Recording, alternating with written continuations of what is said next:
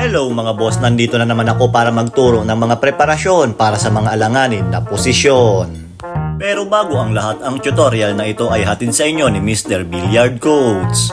Nga pala mga boss, pag-aralan nyo rin ang sargo na kapag walang pumasok ay cover para hindi agad maubos ng kalaban. Katulad nito.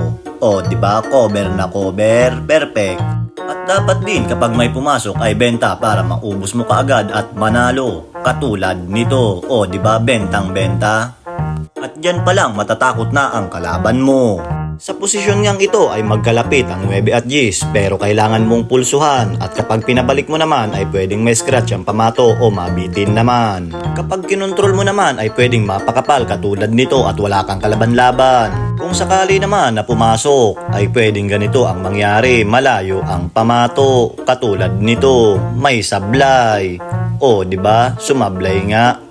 Eto talaga ang pinakang tira sa posisyon na to, naka-trick shot ka na napabilib mo pa ang mga manonood at higit sa lahat, panalo ka pa. Napakagaling mo. Eto ang kadalasan na nakakalito sa ibang player kung paano ang tira para makapreparasyon sa kasunod. Kung sakali man na kuridahin mo ay pwede ka pa ring mabitin katulad nito at mahirap pa. At hindi lang yan, may sablay tulad nito. At kung sakali naman na pitikin mo katulad nito, yung pabalik na pitik ay pwede ka pa rin mabitin, halos parehas lang ang posisyon kanina. At dahil nga pressure ka na, hindi mo na naisipan na mag-placing, kaya tinira mo, benta tuloy, talo ka pa. Kung sakali naman na i-tray cushion mo ang pamato katulad nito, ay pwede ka pa rin mabitin. Eto ang gawin mo, simplihan mo lang, doblete. O diba, perfect, napabilib mo ang mga manager mo. Perfect, napakahusay mo. Sa posisyong ito ay kadalasan na nabibitin sa preparasyon ang ibang player dahil halos dumiretso ang posisyon at alanganin talaga. Kapag kinurida mo naman ay pwedeng mabitin dahil nga kulang sa lakas katulad nito.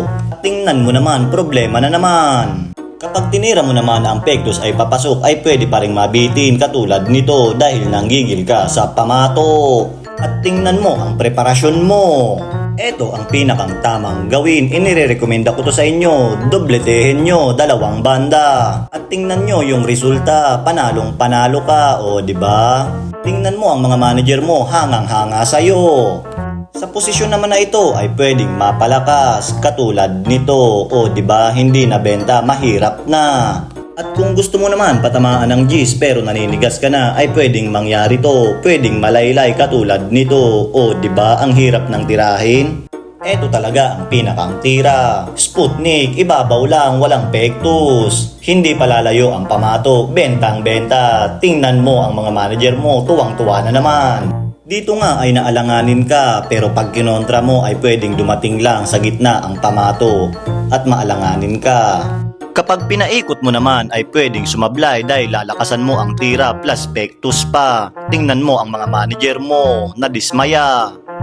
Kung sakali nga na pumasok ay pwede ka pa ring mabitin dahil hindi kumagat yung pektus katulad nito, problema na naman. Para hindi ka na mabitin, eto ang gawin mo, simplihan mo lang, doblete. O diba walang kabitin-bitin, perfect pa, panalong panalo ka.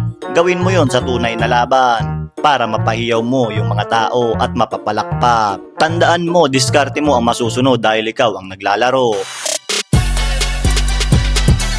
Dito nga ay alanganin at pwedeng sumablay kapag kinontra mo katulad nito. O diba? Eto talaga ang pinakang tira, basta magtiwala ka lang sa sarili mo. Dobletehin mo, pakitaan mo sila, tingnan mo ang mga manager mo, bilib na bilib sa'yo. Hanggang sa muli mga boss, sana ay wala kayong natutunan sa bidyong ito. Ito po ay katuwaan lamang at huwag nyo pong seryosohin. Nasa sa inyo po kung gagawin nyo po ito, bahala kayo. Hanggang sa muli mga boss, paalam!